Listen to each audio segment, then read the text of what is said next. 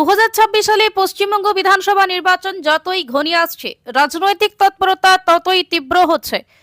নির্বাচনী প্রচারের পাশাপাশি দলত্যাগের রাজনীতিও গতি পাল্টাচ্ছে।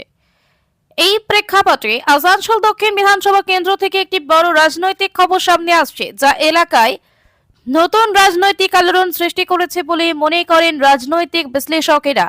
প্রাক্তন সিপিএম কাউন্সিলর তথা ব্যুরো চেয়ারম্যান মতীশ ডোমের ছেলে গোপাল বাদ্যকর তার বেশ কিছু সমর্থককে সঙ্গে নিয়ে অগ্নিমিত্রা পালের হাত ধরে ভারতীয় জনতা পার্টিতে যোগ দিয়েছেন। এই ঘটনাটি ঘটে যখন বিজেপি প্রার্থী অগ্নিমিত্রা পাল 38 এবং 39 নম্বর ওয়ার্ডে জনসংযোগ অভিযান চালাচ্ছিলেন। নির্বাচনী প্রচারের মধ্যে এই আকস্মিক যোগদান পুরো এলাকার রাজনৈতিক উত্তাপ বাড়িয়ে দিয়েছে। গোপাল বাদ্যকর বিজেপির পতাকা হাতে নেওয়া মাত্রই ঘটনাস্থলে উপস্থিত কর্মীদের মধ্যে উৎসাহের ঢেউ বয়ে যায় এবং এটিকে বিজেপির জন্য একটি বড় সাফল্য হিসাবে দেখা হয়।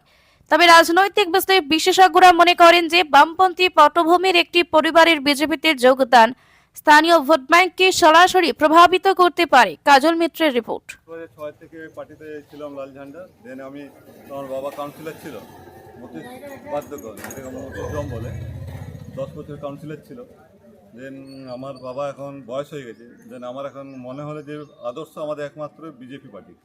আর মোদিজির আদর্শে আমরা এই পার্টিতে প্রবাহিত হয়েছি।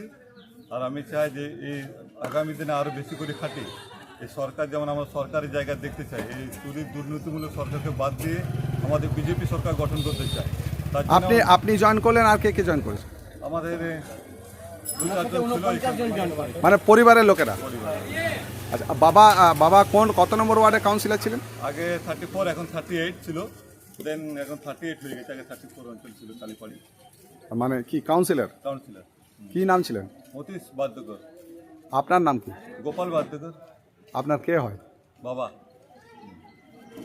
কার হাত ধরে আজকে বিজেপিতে জয়েন করলেন? আমাদের দিদি অগ্নিমিত্রদির হাত ধরে। অগ্নিমিত্রদিকে এমনিতেও ভালো লাগে, সংগঠন খুব ভালো করে, তাই অনুপ্রাণিত হয়ে দিদির হাত ধরে এসেছি।